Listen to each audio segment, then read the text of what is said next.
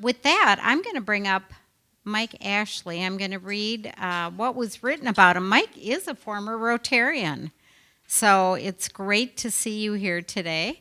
Laura Schultz couldn't be with us, our incoming president, but she had been communicating with Mike also.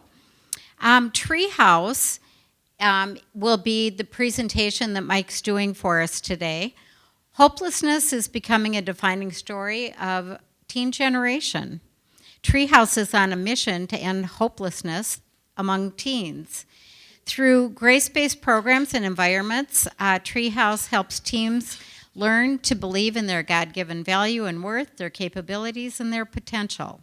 In 1979, Treehouse founder Fred Peterson was a middle school teacher who saw too many teens slipping through the cracks.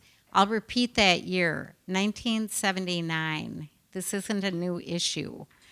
So he started working with teens in the community with a singular mission to build relationships one teen at a time. Today, Treehouse is serving teens, helping them build relationships and resiliency rooted in living hope. They are based in Minnesota and have sites across the country. Each site hosts programs that give teens a safe place to find support and belonging. And using mentorships, retreats, and other off-site activities, teens build even deeper relationships with peers and caring adults. As a former Rotarian, Mike Ashley is the area director for Treehouse in Bloomington. He's married with 3 kids and is acutely aware of the issues teens deal with today. And so with that, I'd like to invite Mike up. Great to have you here. Thank you. Appreciate it. Do you want to hold? I'll just wait a second. I'm from Chicago, and I don't know if you know anything about Chicago, but we're a very expressive people. So I'm standing behind this, especially since I'm short. One time I did a wedding, and the bride and groom the groom was about 6'5", and she was about 5'10", and I could see just my eyes the whole time. It's like a disembodied voice up there doing the ceremony. Well, thank you for having me. I'm really grateful. We had, as I'm sitting through the Rotary meeting, it's awesome because it's like flashbacks when I was at Egan Rotary. And we also had like an exchange kind of program, which I think all Rotaries do. And we would have the students come. And we had like a split the pot almost. So I would pick them up from school and bring them to this thing. And we would play split the pot. And for some reason, these students were really lucky because they always won every week. It's like, I should have brought them to like the casino or something with me because they were super lucky. But anyway, so thank you so much for having me. Again, my name is Mike. I get the great privilege of leading at the Bloomington Treehouse as the area director. And it's been a lot of fun. I started in March 2020. I've been working with teens since 1997. And with people my own age. It's a Bloomington Richfield Treehouse. We have a little bit of Edina, so we have kids from both sides of Bloomington, east and west, Richfield, and then we have a handful of teens in Edina where we actually do a support group in school. Do we have any educators in the room? Okay. So we have a support group that meets at Edina High School, which is pretty unique. And I'll tell you more about a support group in a moment. And over these past few years, it's been very dynamic. It's been a wild, wild few years. I don't have to tell any of you that probably. Who's experienced, besides like not being ready for something called a pandemic and lockdown and all those kind of other things, who had something else they experienced for the first time as a result of that? A lot of us started like identifying like emotions and feelings that we had never had to face, but because we had to slow down so much and stay home and whatever else, some of those things started percolating up in a way that forced us to deal with a lot of them. And so teenagers are going to deal with them differently than adults would. Who can relate to that? So by the way, I work with teens, so you guys are really nice and quiet, but if you feel like you could laugh, you could be like, yeah, amen, or whatever you want to say at school. So I had one kid, and I will tell some stories, but I had one kid that was super impulsive, really, really sweet, very impulsive. And so one time we were doing a talk, and he stood up. He saw this light above him, and he was trying to get beamed up, I think, because he was like, right in front of everybody, spinning under this light. And so again, teens deal with things in a different way than an adult might. I just want to tell you a little bit about myself before I tell you more about our local treehouse.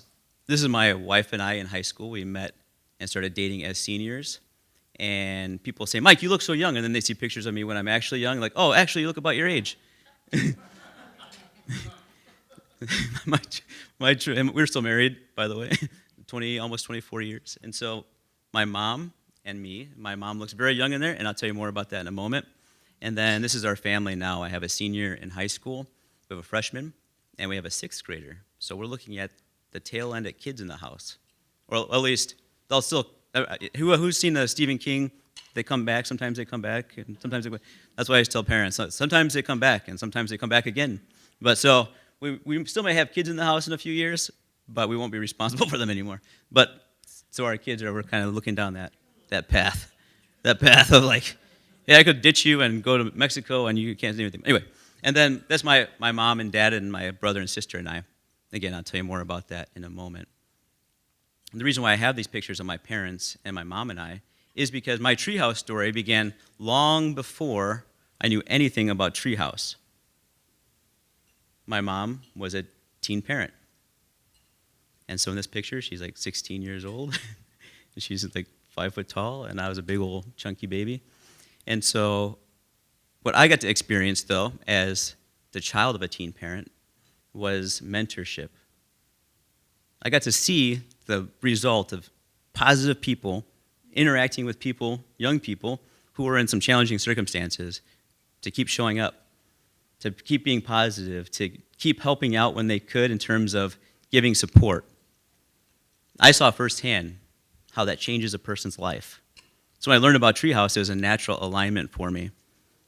And then the focus, again, when you're a teen mom, things are going on usually in your life that cause you to end up in that situation. And the focus of Treehouse is, I'm sorry, I was in Young Life staff, so if I say Young Life, I mean Treehouse. But the focus of helping people deal with stuff that's happened to them, that Treehouse has been pretty cool. Now we used to call that like getting through your problems maybe. Now we call that mental health, specifically teen mental health. So Treehouse is a safe place for young people, sometimes way on the outside, sometimes not so much. My own kids go to Treehouse, and they have a very positive home environment. Sometimes kids, they don't have that at home, and so they come. We get referrals from all over the place, but it's a safe space for teens to kind of deal with what's going on in real life.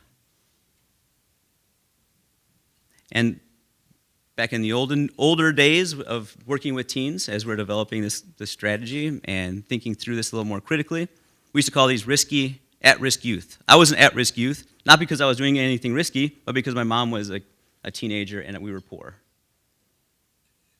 At-risk youth also comes from the concept like, things have happened to me, I don't know how to cope, therefore I will do things to try to alleviate some of that pain. Again, we have teenagers dealing with pain in a teenager-type way. So risky behaviors might be drugs, it might be depression, or like not dealing with their emotions the right way. It might be risky sex behaviors. It might be the exact opposite, high performance kids. But like we celebrate them, but sometimes stuff has happened to them that forces them to be high performance so they can alleviate some of that pain. So these are all part of teen mental health situations and cause behaviors. So for example, we had these two kids. One was like always acting out and was always in trouble at school. The other one was getting straight A's, never in trouble at school.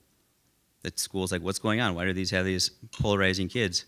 And they find out that the mom has been away, like just abandoned them. And so you have one teen dealing with that situation by acting out, and one teen dealing with it in a completely different way by achieving. Both of them were in trouble. Both of them had stuff to work through. But you see, sometimes we just see like just the bad behaviors and think that those kids really need help. But your Treehouse comes along. Yeah. But how is the high performance child in trouble? I mean, I don't mean like trouble with school. I mean like they both had trauma to deal with. Like it was going to catch up with them some point. Yeah. So they're heading, by trouble I don't mean, that's right, I'm going to clarify. By trouble I don't mean like they were in trouble with the law or in trouble with school. They were in trouble emotionally, healthy environment. Like they were both like underage and taking care of themselves without an adult. And so things can get bad very easily. So thank you for that. So it just kind of creates a hopeless cycle when you're dealing with these situations in an unhealthy way. And we believe at Treehouse that hopelessness holds everyone back. Hopelessness holds everyone back. So here we are, right? Bloomington. How many people have teens in school? Grandkids, teenagers, okay? Nieces, nephews, neighbors, all right? So here, if they live in Bloomington, this is part of this stat. Again, hopelessness doesn't mean just laying in bed, playing on their phone for 5 hours. Sometimes it does. Sometimes it means certain behaviors. But about half of our teens experience hopelessness. And teens are uniquely impacted by hopelessness. Why? Well, again, we've all been teens, and we know how we dealt with our hopelessness. Me, as a 16-year-old boy, when my girlfriend broke up with me, I wrote really, really, really bad poetry. Anybody have? Hopefully nobody ever finds that stuff, because it was not good. So we deal with things differently, and teenagers are impacted differently. So their life experience sometimes makes hopelessness feel a little bit more impactful. And so they start dealing with problems in the same way. I have this kid. He knows that he goes from 1 to 10 in anger, and just like that. Yet, he's a 7th grade boy, and he just antagonizes other kids. They talk trash, they do stuff to each other, and then he'll end up in a fight and in the principal's office and wonder how he got there. Dude, you keep solving the same problem the same way. Young people don't have the life experience and wisdom to know, maybe if I stop doing that. And you could tell them 100 times. How many people have had that conversation with your kid? If I told you 100 times and you keep doing the same thing, right? That's a developmental piece of a young person. And then an adult will come in, somebody else will come in and tell them that, and they'll believe them. Anyway. So it's one of the reasons why we have mentorship. We'll talk about that in a second. So there's a developmental piece about why teens are more impacted by hopelessness. Another element is that young people should be dependent on adults. So when the adult doesn't show up, or the adult is unavailable, or not providing, they will experience hopelessness in those circumstances, and they don't have a whole lot of control over it because the adult is in charge. So hopelessness impacts them in a more dramatic way. And finally, sometimes teens, if you've worked with young people, sometimes teens are kind of like the therapist for their parents. Anybody ever see this before? Where mom or dad or guardian or whoever will come to the young person and just dump their troubles out on them. Or there might be something tense going on at home, and the young person experiences it too. Mom and dad don't necessarily talk through what's going on, but they just know mom and dad or guardian or whoever is really anxious or angry or whatever. So they take on these emotions as well. So they may not have anything hopeless necessarily going on in their lives, but the impact of the adult in their life causes them to feel a certain way. As adults, we feel that too with our kids. Might be something happening, or our neighbor's kids or whoever, but we are able to deal with that a little differently than a teen will. So teens are affected by hopelessness in a different way. So how do we help young people who are experiencing hopelessness overcome hopelessness and start finding hope? One of them, as I said, is the mission of Treehouse, is one-to-one mentorship. Again, I saw my own parents be impacted by mentorship. For no other reason other than they love my parents, this adult couple named Ray and Marilyn would show up for them. And my parents were not always doing the right thing, as you would expect a 20-year-old couple to, with a couple of kids not to make all the right choices. But Marilyn and Ray kept showing up. Even to this day, Marilyn is still in contact with my mom and mentors her. My mom is 60 years old, and still Marilyn mentors her. So one-to-one mentorship works.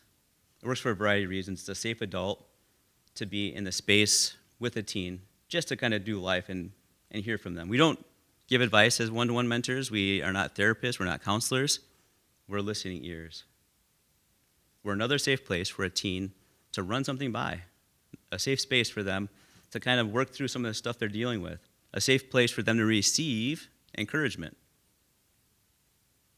Some of us grew up in a situation where encouragement or kind words or like a blessing or whatever, they weren't always available to us. So our one-to-one mentorships, they provide that space for teens. My personal opinion is that every teen needs at least 7. There's a great organization called Encircled, run by a guy named Ben Bevis right here in the Twin Cities. He was a therapist, and he started this organization that helps teens. I'm on a separate track here. So it helps teens find adults that help them kind of guide their life as they graduate high school.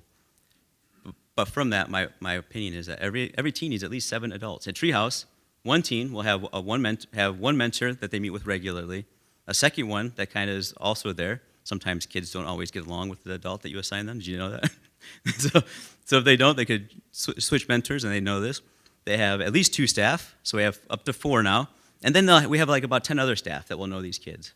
So at Treehouse alone, they'll have about 10 people who will know them by name, know stuff they're going through, be willing to meet with them when things come up, and hang out with them.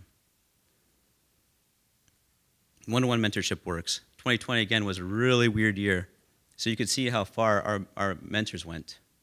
Somebody donated, we couldn't meet together inside. Somebody donated some heaters, that far right picture, and they would meet outside. They just get some food and meet outside and tune in online. This other picture is of a young man. He graduated last year, and his mom was gone all day. This is like 2020-ish. His mom was gone all day, so I would just show up, and we'd go get pizza and walk around the lake. Doesn't have to be crazy. It's just one-on-one time with an adult who cares for them unconditionally. And anyone can do that.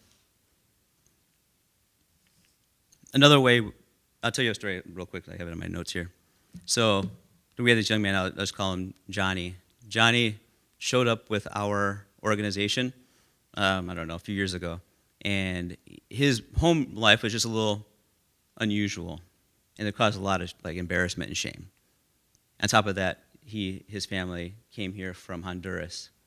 And so he was learning English and trying to figure out American culture. It just added to complexity. So he was an angry kid. He was the kind of kid that would show up at a youth program. You're like, oh man, Johnny's here. What are we going to do to make sure that he doesn't start a fight? Being ready to know that somebody might have to take him home because he's not going to be safe. And that all changed when he got a mentor. After years of being just a hard, tough kid, eventually that shell cracked, and he had this beautiful relationship with one of our staff members, who he still is in contact with today. So now Johnny, after that, he starts changing his life, wants to be involved. So he's no longer coming to find a fight because he doesn't want to get in trouble and get kicked out. Now he's coming to be encouraging. Now he's an adult, and he comes and helps out with kids. Because he remembers what it's like to be a kid and not have anybody and find a place like Treehouse. And it wasn't anything magical. There's not one statement. There's nothing profound. It's just practice of being present, proximity, and time creates these friendships, these mentorships that help impact kids' lives.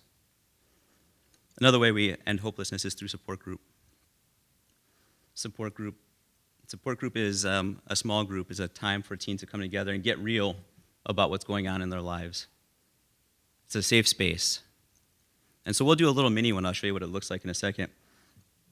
But it's we don't give advice. Again, we're not therapists. We're not counselors. So the teens will come together on Tuesday nights. It's a non-religious night. We have some faith-based components other nights. They'll come together, they'll get in a group facilitated by adults. And the adults will do a few things. Number one, they'll ask the teens to give us their name. They will write their name down on the sheet. They'll say, rate your week, 1 to 10. Avoid 5s. You have to be on the one side. You can be 5.1 or 4.9. You can't. And kids will be really crazy with it. They'll be like 5.0111111 or whatever. They'll be really weird about it. And they'll do funny stuff like that. So they'll rate their week 1 to 10, and then they'll give 3 to 5 emotions. Everybody has to do it, including the adults. And adults don't take time, which is like the sharing part of their emotions. But we still share what emotions we had that week. Okay? And so we'll do this really fast. So at your table are some sheets. This is the sheet we pass around with emotions on it. Because sometimes kids, adults, we have feelings, we just don't know what they are until we see the emotion. And so sometimes kids will try to find the weirdest word they can find on the back and say that's their emotion, not knowing exactly what it is. And they'll say, I'm whatever. And what does that mean again? Okay, you can write it down. And so then we give the teens opportunity to share about what's going on. We don't necessarily share stories as much as we share emotions. Let me give you an example, and then we'll do this while you're looking at that. we had this guy, his name, we'll call him Carl.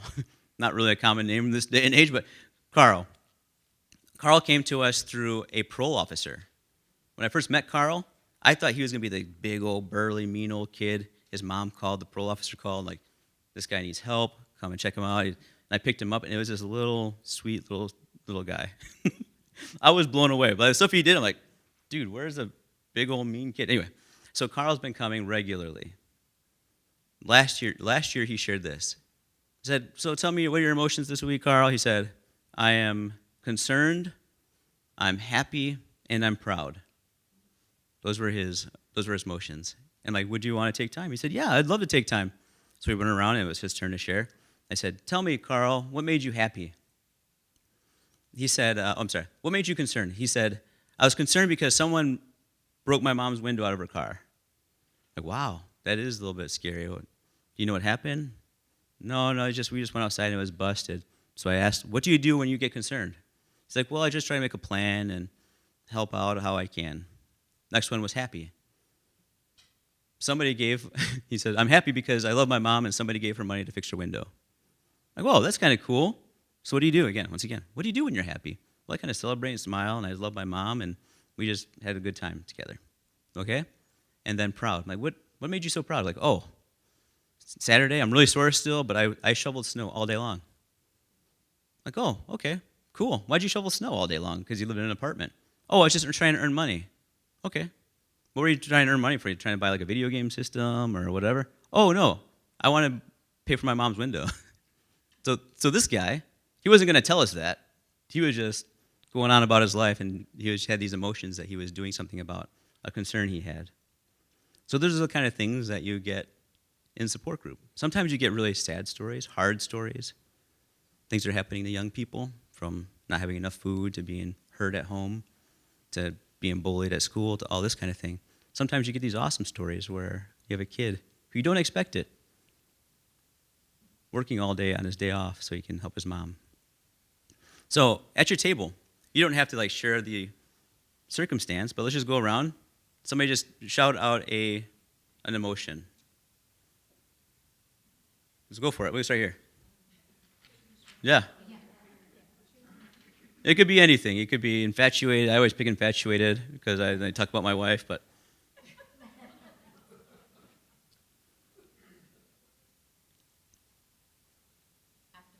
Optimistic. Very good. Very good. How about you guys? So one word. Just share one word from that sheet. What's that? Excited. Yeah. Okay. Very good. And conflicted? Okay. Thankful. Very good.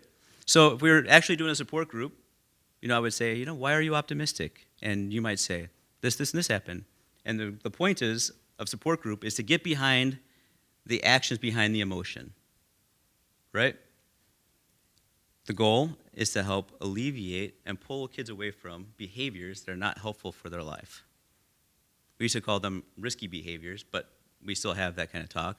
But the goal is to help them identify, when I get optimistic, I do this. I write letters to all my friends, whatever it is. Or when I feel thankful, I do this. Or I feel concerned, I do this. And so the goal, again, is to help people identify, why do I do certain things when I feel a certain way?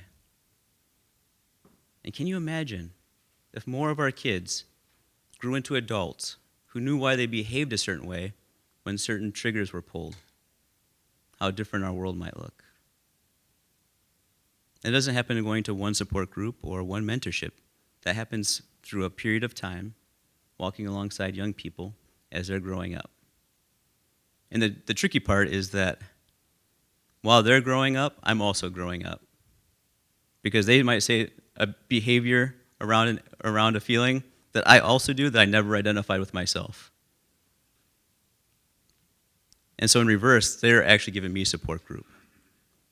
So support group is one of those spaces where we help teens end hopelessness. Not only that, it's kind of our main programming on Tuesday nights. We meet every Tuesday night, 6:30 to 8:30. We have some fun. We provide meals for the kids and the whole thing, and then we do support group. But it's kind of our main thing. So kids not only get opportunity to talk about how they're feeling, but they also get opportunity to interact and have community and have some fun. So in our fall survey, I'll let you read that. Almost half the teens experienced hopelessness. Of our Treehouse teens, 93% said that they had somebody that they can rely on, which is pretty cool. Again, imagine if our schools where kids say, yeah, I don't have access to mental health help, but I do have a space where I know there are some adults who care for me. Imagine how different school might be. And I'm a substitute teacher. I teach at a college, and my kids are all in school. So the blame is not necessarily on the school. It's just we have an opportunity in this moment to help young people, especially after experiencing some really weird stuff in the past few years and how polarizing the whole thing has been as we're going through a culture change. Another result of our survey we survey our kids twice a year. 72% of our kids discover personal value. And I can't tell you how many kids that might walk in the door or you might see at the mall or wherever, and they look kind of like they're down or sad or that kind of thing. They come to Treehouse for a little bit, and they start that way, but then they make good choices and they change. I'll give you an example. We had this young person who came to us and really, really, really struggling. Came with us for a little bit, went through treatment separately, and started doing a support group. And sadly, something happened with one of her friends at support group, but because she was in a healthy space, she was able to stop attending whatever activity she was going to because she knew that she would get into trouble with that person. That was pretty cool. I mean, it's sad. There's lots of ways too, but the other person wasn't able to change their life at the moment. So that young person knew, like, hey, I don't want to go down that road anymore. I want to change. And we gave her some tools to be able to do that. Pretty awesome. Decrease negative mental health symptoms, and develop hope for their future. So we do that again in a variety of programs. I'll get to that in a second. We've been expanding a little bit. We won't spend much time on that. And all of our teens, we end all of our support groups by saying the Treehouse truths. So just out loud. So I'll read them, and then out loud just shout the one that's your favorite. I'm lovable, capable, worthwhile. I'm loved without strings and never alone, and I have a future. Just shout out which one's your favorite one, especially if you're a teen. Think about yourself as a teenager. Lovable, capable, worthwhile. I'm loved without strings and never alone. Anybody else?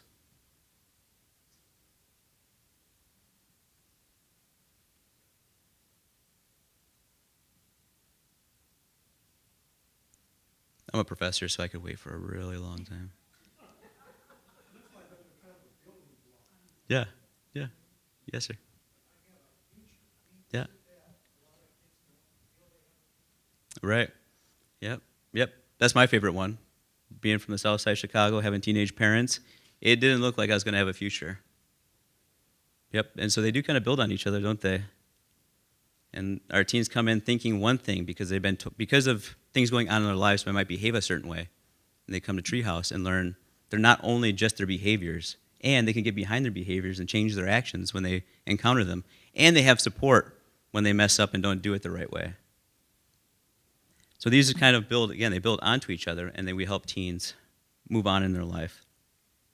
We believe that we help teens to form meaningful relationships and realize their true value. When teens start believing what is true and possible, it changes everything. And we do this through some of our programs. I'm not going to highlight any more, but support group and mentoring are the ones we talked about. We have Connect, which is like a faith-based deal. Next helps kids graduate high school and make next steps. So for me, I was the first high school graduate in my entire family. And we didn't know what do you do after that? It's like a diploma is like a terminal degree in some places. So we help teens make the next steps. And then we have trips and activities, which are just fun things that teens get to do and get to grow closer to one another and their mentors. I had a video, but it doesn't really play that well, so I'll skip that one. So every teen needs hope, and every community needs a Treehouse. And some ways to get involved is, they're on your table, but I'll take questions in a second. But we have a plant sale where half the proceeds go to Treehouse, and it's a local place owned by women business owners. It's kind of a cool model that they have.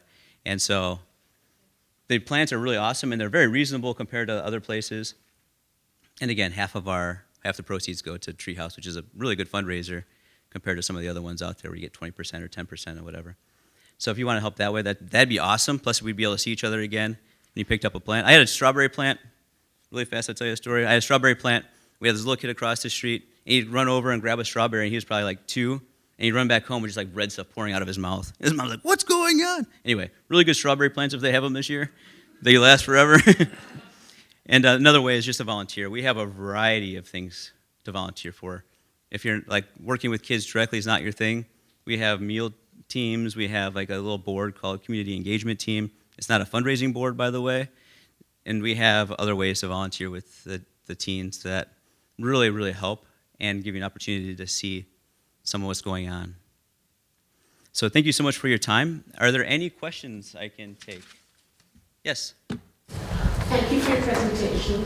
I work with kids. I'm a kids dentist. Oh, sweet. And of course, see a lot of struggling teenagers. Yeah. Maybe I missed it, but how would say those kids who could benefit from your program? Yeah. How would they find their way to you? Great question. Yeah, we get referrals, and then we're like I said, some of the other places that we are in, like the police stations and counselors at school, and sometimes parents just call us. But if you wanted to sign up a teen, you would just go to the website, and then you'd look up the closest space. So we have 5 sites directly operated by Treehouse, and we have like 50 partner sites. Yep. I do. Yep. Yes, sir. Can you tell us your 5 sites? Yep. We have Bloomington, we have Eagan, Brooklyn Park, and Plymouth, New Hope's kind of combined. And then there's one other one, Minnetonka. Yeah. Oh, they're on there. Well, yeah, we have one more that's not listed on there. Where is the Bloomington one? It is at Hometown Church, 2300 East 88th Street. We meet there on Tuesday nights and Thursday nights sometimes. Yep. Right down the street from the church, or from the mall. Yes? I know you said you work with at-risk youth. I'm just wondering, like I said, you don't have anything in our city. I guess Brooklyn Park would be the closest to that. Anyway, they often say that young people get into gangs because they want a sense of belonging. Are any of the kids that you work with gang or leaning toward gang or anyhow involved in that? Yeah, our demographic of our Treehouse site has changed even in the 3 years I've been there as Richfield and Bloomington, East Bloomington changes. I'm Latino, and so we're starting to see more Latino families come in, especially immigrant Latino families. So it's a little different dynamic than it was before when I first started. But yes, my very first support group, by the way, again, I grew up on the south side of Chicago. My family is a little bit rough around the edges. And so I show up for the support group. It's a bunch of tough old kids. They're like all mean looking. I'm like, at that point, I've been working with young people for almost 25 years. And I'm just like, there's no way this is going to work. These kids are not going to share their feelings and tell what's going on. By the end, everyone's just crying. It was just incredible because some stuff was going on with some of the kids and they could all relate and they're just giving each other support. Support looks like something like this, like, wow, Mike, thanks for sharing that. And I just want to tell you, like, these 3 or 4 qualities about you are really, really awesome. So I think you're going to be doing amazing work, whatever. The kids get kind of support through that. And it was pretty cool. But yeah, some kids do struggle with that. And so we actually have some really strict rules at Treehouse about gang colors and things like that. But the biggest piece is winning the relational equity so that you can actually talk to this person about their life choices. So we have our 5 sites, but we also have, again, a bunch of partner sites, and some of them are more inner city or working with different groups.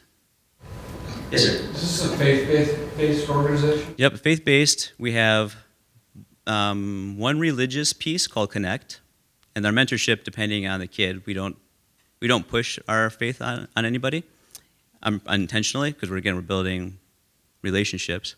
And then we have two elements that are non-faith based. So Treehouse Next and support groups, there's not a faith element in there. Yep. So we don't want to bait and switch either. So we're upfront about that.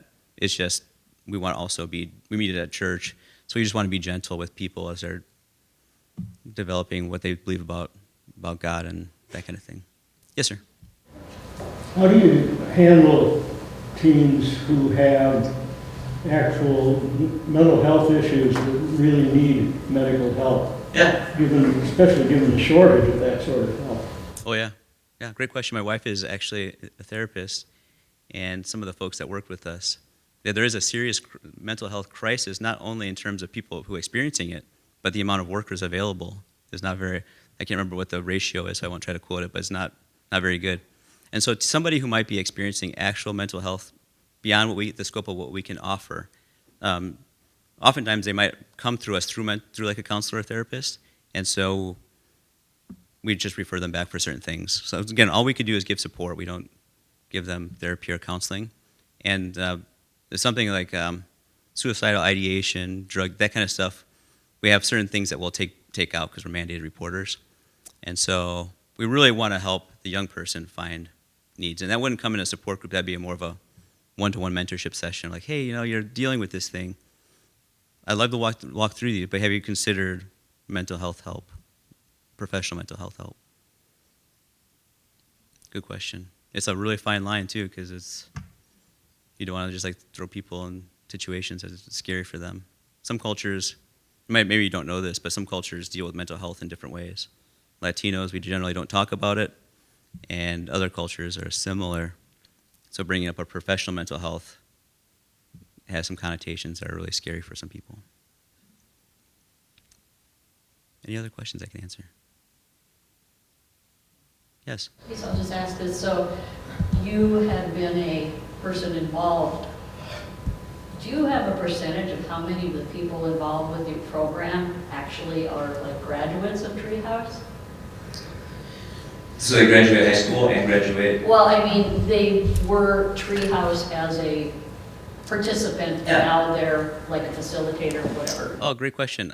Yeah, I don't have a stat on that, but the way, it's a little philosophy of ministry. This is a little technical thing. But for me, I always try to bring back the recent graduates. We have a 2-year deal as a policy. We don't have them come back until after 2 years.